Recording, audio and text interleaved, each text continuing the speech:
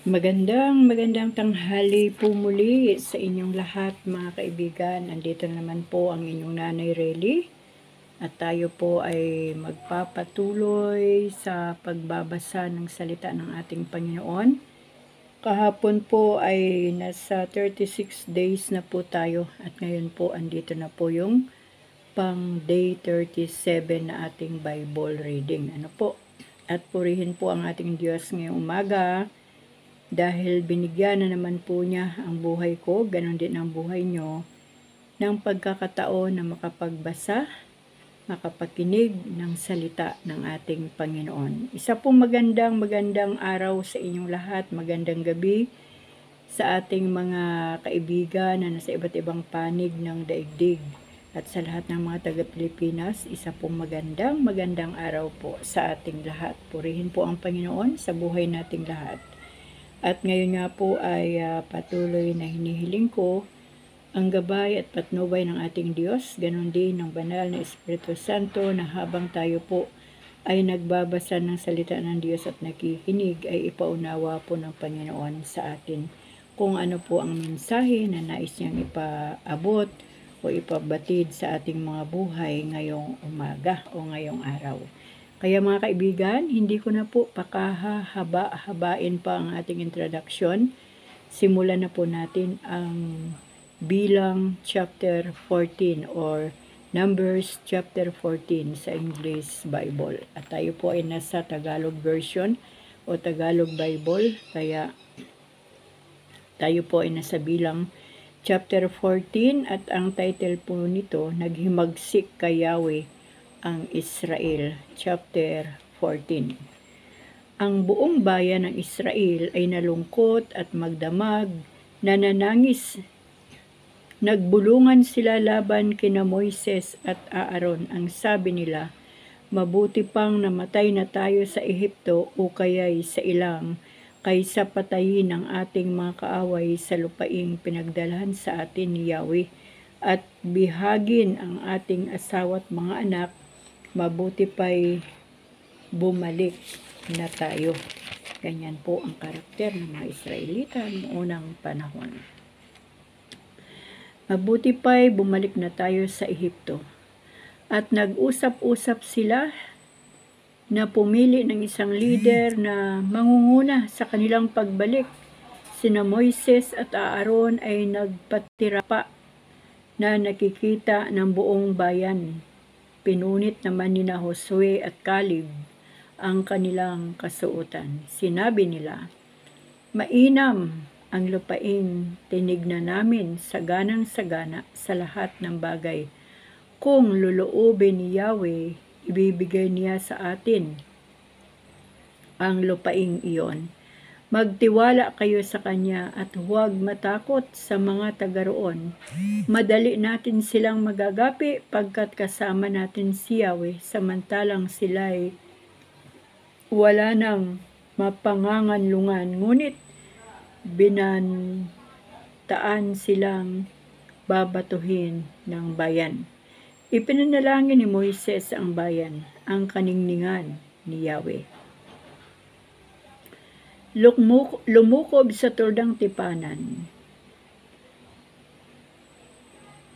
Itinanong ni Yahweh kay Moises, hanggang kailan ako mamaliitin ng mga taong ito? Bakit hanggang ngayon ayaw pa nila akong paniwalaan? Sa kabila ng mga kababalaghang ginawa kong makita nila, padadalhan ko sila ng salot at aalisan ng karapatan sa mana. Ang iyong angkan ang siya kong pararamihin at ipapalit sa kanila. Sumagot si Moises, kung gawin ninyo iyan, Yahweh, paano kung malaman ng mga Ehipsyo?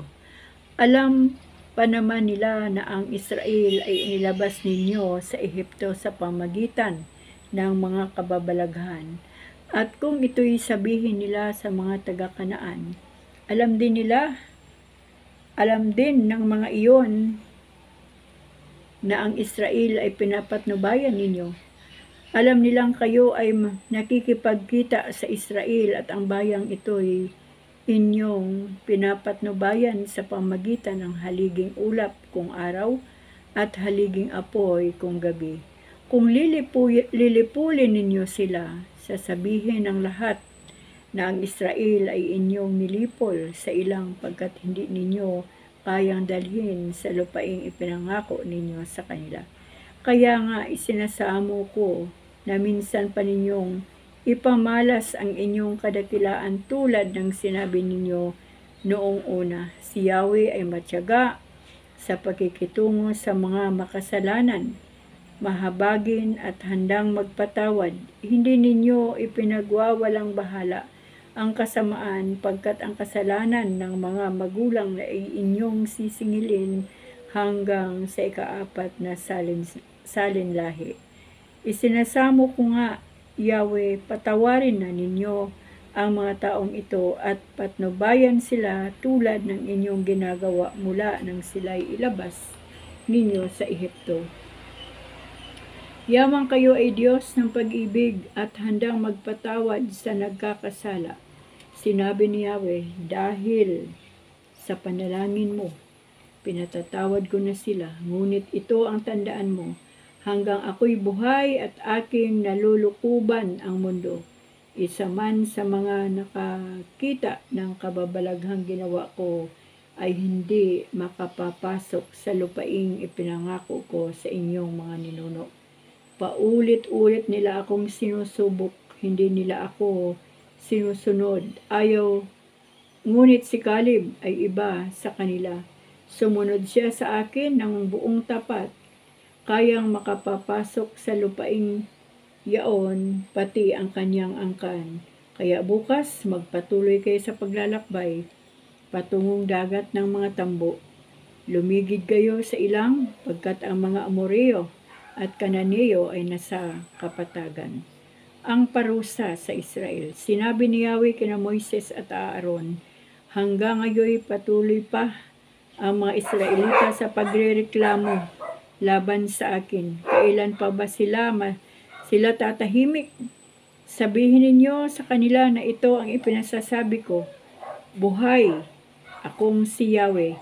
Gagawin ko sa inyo ang narinig kong pinag-uusapan ninyo. Kayo'y mamamatay dito sa ilang, sa mga nasama sa senso. Sa makatwid ay yaong mula sa 20 taon pataas, isa man ay walang makararating sa lupaing ipinangako ko, maliban kina Caleb at Josue.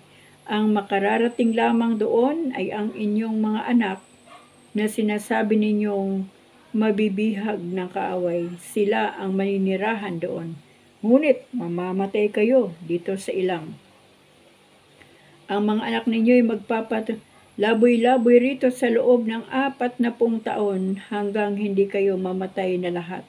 Ito ang kabayaran ng inyong kasamaan, ang 40 araw na paniniktik ninyo sa lupaing yaon ay tutumbasan ko ng 40 taon ng pagpapahirap upang madama ninyo ang aking puot sa loob ng panahong yaon. Akong si Yahweh ang may sabi nito at gagawin ko ito sa masamang bayang ito, mamamatay sila rito sa ilang.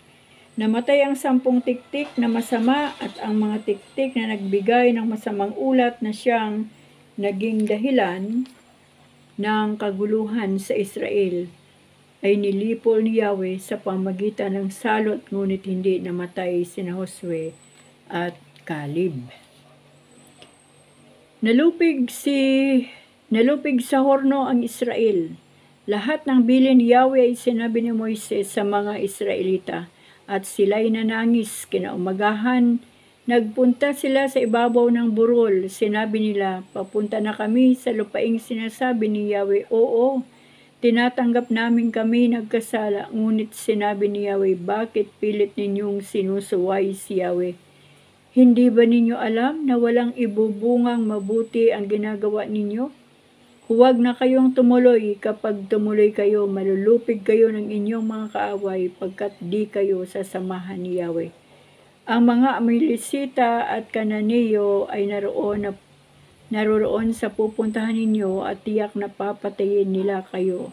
Hindi ninyo maasahan ang patnubay ni Yahweh pagkat siya ay tinalikdan ninyo. Ngunit nagpatuloy rin sila bagamat wala na sa kanila ang kaba ng tipan at hindi rin kasama si Moises at sinalakay sila ng mga Amalisita at mga Kananiyo na naninirahan sa kaburalan at tinugis hanggang sa Horna. Purihin po ang Panginoon, mga kaibigan.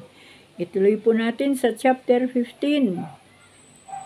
Bilang chapter 15, ang mga tuntunin tungkol sa mga handog. Sinabi ni Yahweh kay Moises, ganito ang sabihin mo sa Israel, pagdating ninyo sa lupaing ibinigay ko sa inyo, maghahandog kayo kay Yahweh, anumang iahandog ninyo mula sa inyong mga kawan, maging handog sa nasusunugin, tanging handog bilang panata o kusang handog kung panahon ng pista o tanging pagkakataon, ay lalakipan ninyo ng handog na pagkain, 4 na litro ng 7 harinang minasa sa 2 litrong langis. Samahan din ng 2 litrong alak ang bawat korderong handog upang sunugin. Ang bawat handog na tupang lalaki ay sasamahan ng handog na pagkain, 7 litro ng 7 harinang minasa sa 4 na litrong langis at 3 litrong alak.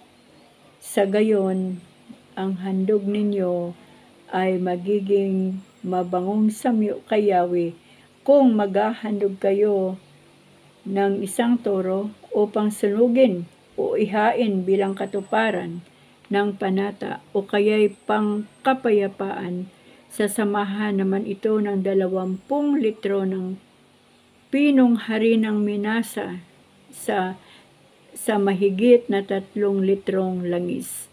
At ganun din karaming inumin upang maging karapat-dapat kay Yahweh. Ganyan nga ang gagawin ninyo tuwing maghahandog kayo sa akin.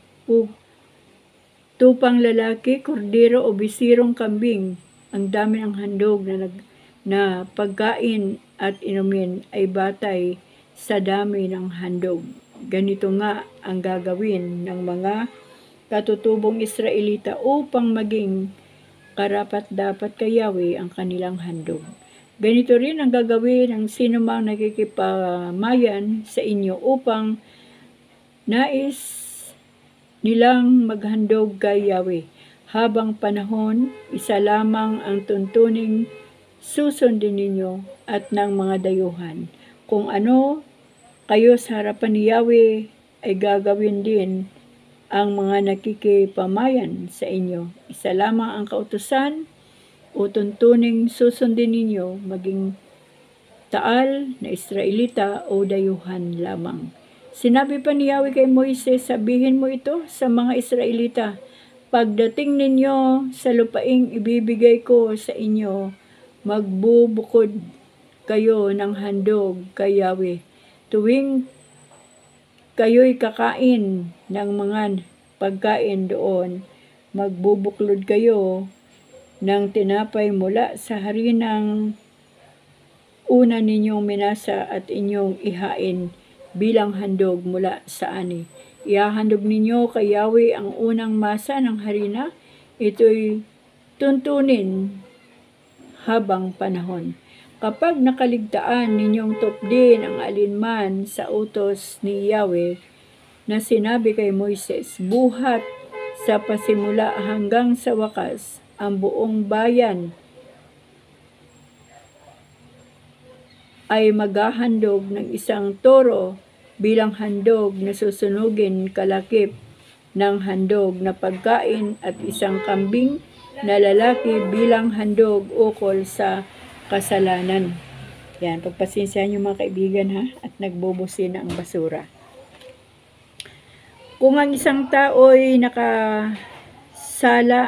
nagkasala ng hindi sinasadya, magdadala siya ng 1 babaeng kambing na 1 taong gulang bilang handog ukol sa kasalanan.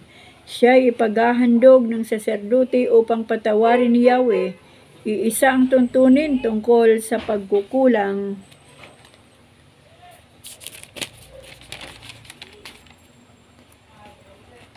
pagkukulang ng katutubong Israelita at ng mga dayuhan, ngunit papatayin ng buong bayan ang sinumang magkasala nang sinasadya maging siya'y katutubong Israelita o nakikipamayan lamang pagkat siyaon ay paglait kay Yahweh.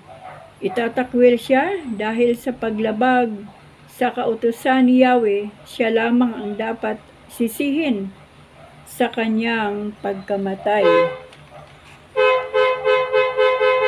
Pasensya na mga kaibigan at maingay ang basura na dumating.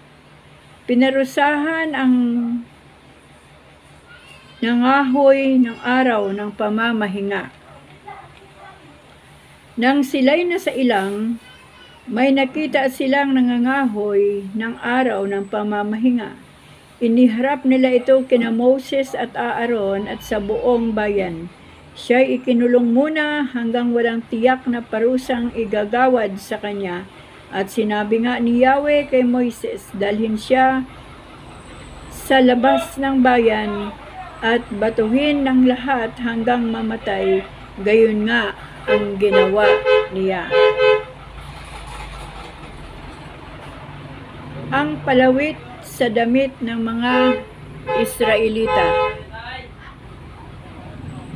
Sinabi ni Yahweh kay Moises, sabihin mo sa mga Israelita na habang panahon silang maglakbay ng burlas sa laylayan ng kanilang mga damit, susuksukan sila ito ng asol na kordan. Gagawin ninyo ito upang maalala ninyo ang kautusan ni Yahweh tuwing makikita ninyo ang mga palawit na iyon. Sa gayon, masusunod ang salita ni Yahweh at hindi ang inyong sariling kagustuhan na kadalas ay nagliligaw sa inyo. Sundin ninyo lagi ang aking mga utos at itatalaga ninyo sa akin ang inyong buhay. Ako si Yahweh na naglabas sa inyo sa Ehipto, ang siya lamang ninyong magiging Diyos. Purihin po ang Panginoon, mga kaibigan, sa ating binasa na dalawang chapter. Isang chapter 14 at isang chapter 15. Purihin po ang Panginoon sa oras na ito. Napaka maliwanag po ang nangyari sa chapter 14. Grabe po. Nabura lahat sa isipan ng mga reklamador na Israelita ang ginawa ni Yahweh sa kanila, na habang sila ay naglalakbay mula sa Ehipto, hindi po sila pinabayaan ng Diyos. Ngunit magpaganon pa man, nabasa ko rin po dito sa Biblia, sinabi ng Panginoon, sadyang walang utang na loob ang tao. Totoo po yan, mga kaibigan. Kasi kahit man sa ating kapanahunan, napakadami nating reklamo sa buhay. Yung mga Israelita, ang Diyos ang nagpapakain sa kanila sa bawat araw. Ang Diyos ang nagbibigay ng lakas nila. Ang Diyos ang nagbibigay ng maayos na tulog sa kanila. Ang Diyos ang naglalambong sa kanila laban sa init o sikat ng araw. Ang Diyos ang nagbibigay ng liwanag pagdating ng gabi. Pero lahat yon ay hindi nila naalala. Ang kanilang ginawa ay sumbatan si Moises, sumbatan ang Diyos, at gusto na nilang bumalik uli sa Ehipto dahil hindi nila nakita ang mga kabutihan ng Diyos na ginawa sa kanilang mga buhay. At nakita rin po natin dito sa chapter 14 na ang Diyos ay nagagalit din. Salot ang pinadala ng Diyos at namatay ang mga Israelitang reklamador at hindi sila nakarating sa lupang pangako, maging ang kanilang mga anak na mga bata ay hindi rin nakarating agad doon sa lupang pangako, at halos 40 years na naglakbay ang mga bagong henerasyon ng mga Israelita. Grabe po, katindi. At dito naman po sa chapter 15 ay nandito naman po ang mga handog. Kumbaga habang ang isang tao ay nagrereklamo sa Diyos, andyan din ang Diyos na pahihirapan din ang taong reklamador. Ano po? Kaya sa buhay talaga natin mga kaibigan, dapat nakikita natin bawat araw ang ginagawa ng Panginoon sa buhay natin. Sabi ko nga, kapag nagkasala tayo, wala na tayong gagawin kundi ang lumuhod sa harapan ng Panginoon at humingi ng tawad. Hindi na nire-require ng Panginoon sa buhay natin yung mga toro, yung mga baka, yung mga kambing at kung ano-ano pang mga uri ng hayop para ihandog kapag nagkasala ang buhay natin, nagkasala ang bayan, nagkasala ang angkan, nagkasala ang mga tao, ay hindi na po nangihingi ng requirements ang Panginoon para bumili ng mga hayop at iyon ang ihandog kay Yahweh para sa kasalanan. Napakasimple na lang po ng nais ng Diyos ngayon, na kapag tayo po ay makagawa ng kasalanan, humingi ng tawad sa Diyos ng may katotohanan, totoo mula sa ating puso. At yung pagsisisi na hindi na uulitin pa muli yung kasalanan na ginawa na inihingi na ng tawad sa Diyos. Kumbaga, yung talikuran na natin, yung bagay na yun na ating ginawa sa harapan ng Panginoon. Alam niyo mga kaibigan, kung ating susuriin, ang nangyari sa ating bansa, ilang bagyo, halos sa isang buwan. Tuloy-tuloy walang patid at salamat nga sa Panginoon dahil nakapahinga ang ating bansa ngayon. Wala pang kasunod si Pipito na kumbaga within 24 hours meron na uling kasunod na bagyo. Purihin po ang Panginoon. Marahil ay narinig ng Diyos ang bawat hibik, ang bawat iyak ng mga anak ng Diyos dito sa Pilipinas na nagsasabing, Ama, tama na po, maawa na po kayo sa inyong mga anak, sa inyong mga nilikha na narito sa Pilipinas.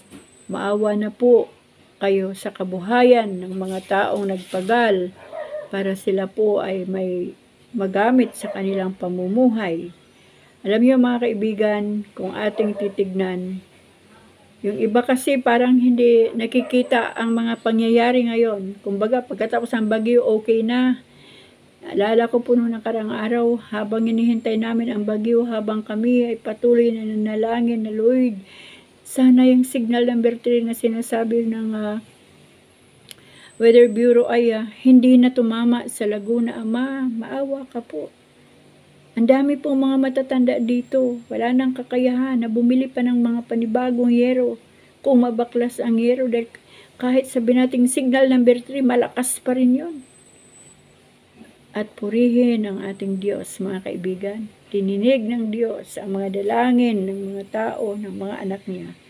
At hindi po dumaan ang bagyo dito. Pero habang naghihintay kami ng bagyo, kung ano man ang kalooban ng Diyos, andyan yung mga tao, tuloy-tuloy lang ang bidyuki. Pagkatapos ng bagyo, bidyuki ulit. Kumbaga, back to normal ang buhay. Na kumbaga ay salamat sa Diyos, walang bagyo, walang lumipad na yero, o di balik na naman sa dating gawi. Ano po? Ayaw po ng Panginoon yung ganun. Ilang bagyo ang dumating sa Pilipinas. Ano ba ang ginagawa ng mga bagyo na yan? Sinasalanta ang kabuhayan ng mga tao. Unang-una ang mga pananim. Ang unang pananim ay ang mga palayan. Napakalaki po na bigas mula sa Isabela ang inaambag sa Pilipinas. Marami pong mga palayan dyan. Diyan po nagsisimula ang mga bigas. Dahil meron pong nagdi-deliver dito ng mga taga-Isabela ng kanilang mga ani. At yun nga po mga kaibigan, kapag pinilay ng bagyo ang kabuhayan ng mga tao, ang mga pananim, Ano pa ang pwedeng ibenta ng mga tao? Ano pa ang kabuhayan? Ano pa ang kakainin ng mga tao na bigas? Siyempre po, bibili. Mag-i-import ang Pilipinas. Bibili ng mga imported na bigas. At lalong magmamahal ang presyo ng bigas. Paano na yung mga wala ng kabuhayan? Nalapnos na ang mga tanim na saging. Ang mga saging, ang mga bunga ng saging, na kapag ibininta ay magiging pera at maibili ito ng bigas, pagkain at pangailangan ng pamilya. Napansin niyo po ba ang mga nyog, ang mga saging sa Bicol? Kung paano nilapnos ni Pipito, di po ba? So gutom po ang dala ng bagyo. At para sa akin, yan po ay isang salot na padala ng Panginoon. Dahil sa panahong ito mga kaibigan, sorry naman, patawarin niyo ko. Kung tayo po ay observer at nakikita natin ang pangyayari ngayon sa mundo, ang mga tao sa social media gagawin ang lahat para sa pera. Gagawin ang lahat para kumita ng pera. Kahit maghubad sa social media, sorry po ha mga kaibigan. Pero kailangan po nating sabihin ito kasi nagagalit ang Panginoon. Nagpapadala ng salot ang Diyos. Kung hindi man buong Pilipinas ay apektado. Hindi po ba tayo nasasaktan na ang ating mga kababayan ay makaranas ng sobrang hirap? Hindi ba tayo nakakaramdam ng takot? Na parating na ang Great Tribulation? Yung tinatawag na kahirapan na walang katulad. Hindi ba tayo natatakot na kapag pumasok na ang Great Tribulation, gutom, tagutom na walang katulad? Saan kukuha ang tao ng pagkain? Kung ngayon nga ay may nakakain pa, nagrireklamo ang mga tao. Ang daming reklamo ng mga tao. How much more? Kung wala ng pagkain, kahit may pera ka man at wala kang mabiling pagkain, paano na? Kaya ang alam ko talaga mga kaibigan, may mensahe ang Diyos sa susunod-sunod na bagyo sa ating bansa. Sana makita natin kung ano yung mensahe ng Panginoon. Kaya lang, hindi nalalaman at hindi nakikita ng mga tao ang mensahe ng Diyos kung salot man ito para gisingin ang mga tao sa kanilang pananampalataya o gisingin ang mga tao sa kanilang ginagawang mali. Papaano malalaman ng tao kung hindi nagbabasa ng Biblia, kung hindi nakikinig ng salita ng Diyos? Paano mga kaibigan? Di po ba? Pinatay ni Yahweh ang mga Israelita na reklamador, walang utang na loob sa Diyos. Pwede rin pong mangyari sa panahon natin, sa bawat buhay ng mga tao. Napakabait nga po ng Panginoon sa panahon ito. Dahil sinabi ng Panginoon sa John 3:16, gayon na lamang ang kanyang pag-ibig sa mga tao dito sa sanlibutan. Kaya ibinigay niya, inaalay niya ang kaisa-isahan niyang bugtong na anak, ang pinakamamahal niya, walang iba kundi ang ating Panginoong Jesucristo, para mapako sa krus ng Kalbaryo, para tubusin ang mga kasalanan natin. Alam po ba yon ang lahat? Na ang tema, ang dahilan ng pagpako ng Panginoong Hesus ay dahil sa atin, para alisin tayo sa buhay ng makasalanan, para matanggap natin at makamit natin yung ipinangako ng Diyos na buhay na walang hanggan. Pero ang tanong mga kaibigan,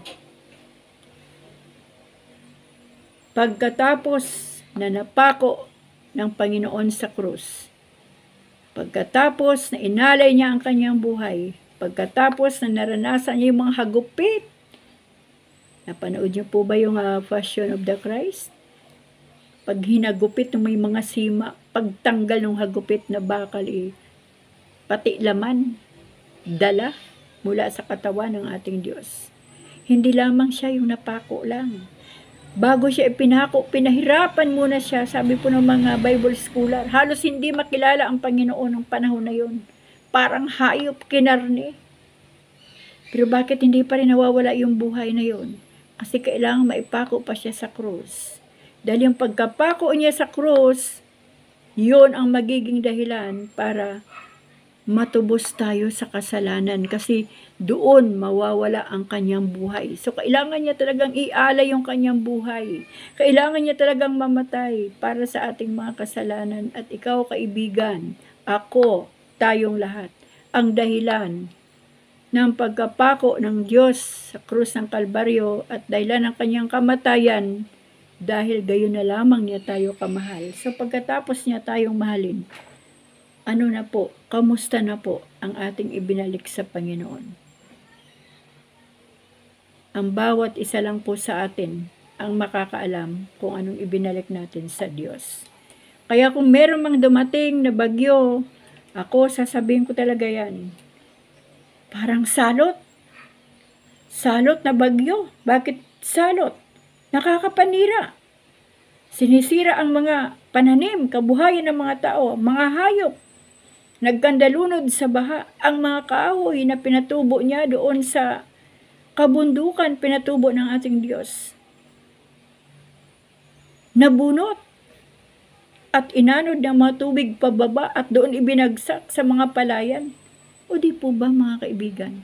Hindi pa ba tayo nakakakita? Hindi pa ba natin na lalaman ang mensahe ng mga bagyo na yan na galit na ang Diyos? Panahon na ng kasamaan, sabi ng Panginoon, sa mga huling araw bago siya dumating. Kapag malapit na siyang dumating, ang mga masama ay lalong magpapakasama. Yung mga gahaman at gutom na gutom sa salapi ay lalong magugutom at magiging gahaman sa salapi.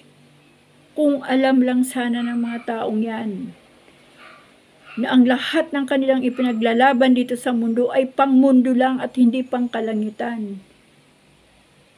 Nawa, habang sila ay buhay pa, habang sila humihinga pa, nawa ay maaristo sila ng Panginoon. Kaya mga kaibigan, ako po ay hindi po ako nadadala ng aking emosyon. Ang nararamdaman ko po ngayon ay presensya ng Panginoon. Sabi ko nga po sa inyo, hindi po ako nakapag-aral ng mataas na pinag-aralan. Pero binigyan ako ng Diyos ng lakas ng loob para magsalita dito sa social media. Hindi po ako pastor, isa lang po akong lula na nagbabasa ng salita ng Diyos sa araw-araw. Kaya kung ano yung inilalagay ng Diyos sa puso ko, sa isip ko, at kung ano ang dapat kong bigkasin, yung ang binibigkas ko, dahil yun ang nais ng Diyos na iparating sa buhay nating lahat.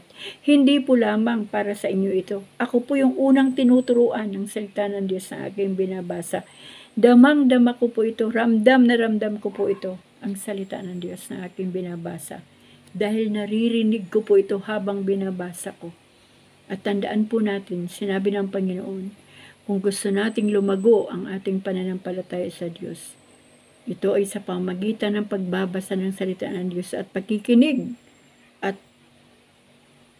ating isapamuhay ang bawat salita ng Diyos na ating nababasa at naririnig. Kaya mga kaibigan, ngayon ay kalmado na uli ang mundo. Nawa ay makapagbulay-bulay, makapag-isip ang mga tao kung bakit nangyayari ang mga bagay nito. Sabi ko nga po sa inyo, lahat ng meron dito sa lupa, mawawala yan lahat. Lilipulin yan lahat ng Panginoon doon sa Sophonias, sa aklat ng Sophonias. Lilipulin yan lahat ng Panginoon, pati mga buhay ng tao. Nawa po, huwag nating bigyan ng masyadong pagpapahalaga ang mga bagay na maiiwan lamang dito sa lupa. Bakit maiiwan? Kasi wala pa tayong mga nakita o nalaman na tao na namatay, dala-dala ang kanilang mga kayamanan sa kanilang pinuntahan. Kung langit man ito o impyerno, di po ba? Pahalagahan po natin ang ating Diyos. At nawa po dito po sa Numbers chapter 14 at 15 o bilang chapter 14 o 15, nawa po ay may naunawaan po tayo na mensahe ng Panginoon sa panahon ito. Tandaan po natin mga kaibigan, wala po tayong dapat ipagreklamo sa Diyos. Dahil kumpletong-kumpleto po sa bawat araw ang binibigay ng Diyos. Pero madalas ito po hindi natin nakikita. Kaya po ang tao ay nakakapagreklamo. Para po makita natin ang ginagawa ng Diyos sa buhay natin, kailangan po nating isuko ang ating buhay sa Panginoon. Magsisi tayo ng kasalanan. May napanood ako sa sumisigaw ng repent, repent, repent. Sabi po doon sa social media, Jesus is coming very, very soon. Sabi niya, repent, repent. Marahil yun ang dapat nating gawin sa panahong ito.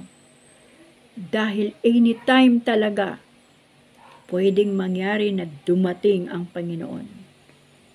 Nawa po, ang bawat isa ay madatna ng Diyos. Ang bawat isa sa atin ay madatna ng Diyos na handang-handa sa muling pagparito ng ating Panginoon. Nakasindi ang ilawan ng pananampalataya. Tinalikuran na ang kasalanan, isinuko ang buhay sa Panginoon, nagsisi ng kasalanan, tinanggap ang Panginoong Hesukristo bilang kanyang Diyos, Panginoon, tagapagligtas ng kanyang buhay, at patuloy na sumunod kay Kristo sa pamagitan ng salita ng ating Panginoon. Dahil kung wala ang salita ng Diyos, hindi po tayo makakatagal, mga kaibigan. Kung wala ang pananampalataya, hindi po tayo makakatagal. Kung wala ang panalangin na may kalakip na pananampalataya, hindi po tayo makakatagal sa labanan sa mundong ito. Ito po ang pinakahuli kong sasabihin sa mga anak ng Diyos. Magpakatino na po tayo bilang mga totoo na tinubos ng Diyos ng kanyang buhay sa krus ng Kalbaryo. Upang sa ganon, sama-sama po tayong lahat na makakauwi sa kaharian ng ating Panginoon. Doon po sa kalangitan. Purihin po ang ating Diyos, mga kaibigan, ngayong umaga. Maraming salamat sa Panginoon sa kanyang salita. Salamat sa Holy Spirit sa kanyang gabay at patnubay. At maraming salamat sa Diyos sa inyong mga buhay na nariyan nakikinig, seryosong nakikinig ng salita ng Diyos na aking binabasa dito sa social media. Uulitin ko po, mga kaibigan, patuloy po tayong pagpalain ng ating Diyos, hindi lamang sa material na mga bagay, kundi higit sa espiritual na bagay. Maraming salamat sa Diyos sa araw na ito. Pagpalain tayong lahat ng ating Diyos. Amen.